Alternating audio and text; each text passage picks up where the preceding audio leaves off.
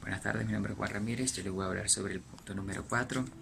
La parte que me corresponde de este punto es modulador y demoduladores de fase y de frecuencia.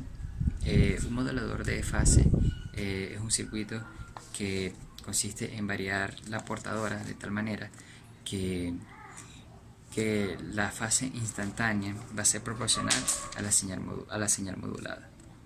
De esta manera, la señal modulada va a ser de forma sinusoidal con una sola frecuencia, y esto también se les llama lo que es frecuencia reposo.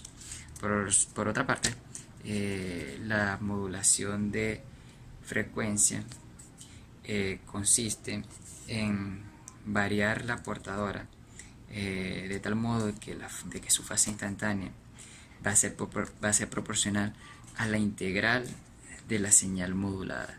Por consiguiente, se va a tener una alteración una variación en la frecuencia de la señal portadora. De esta manera, su nombre frecuencia, modulación de frecuencia, porque trabaja con la variación o la modulación de la frecuencia. Existen equivalencias para poder obtener moduladores de fase y demoduladores de fase, en tanto también a moduladores de frecuencia y demoduladores de frecuencia.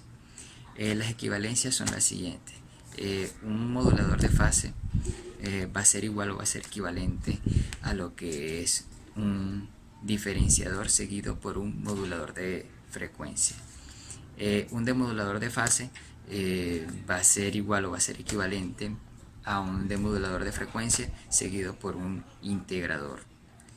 Por otro lado, un modulador de frecuencia va a ser igual o equivalente a un integrador seguido por un modulador de fase, y un demodulador de frecuencia va a ser igual a lo que sería un demodulador de fase seguido por un diferenciador. Esto sería los casos equivalentes de moduladores y demoduladores de frecuencia y de fase.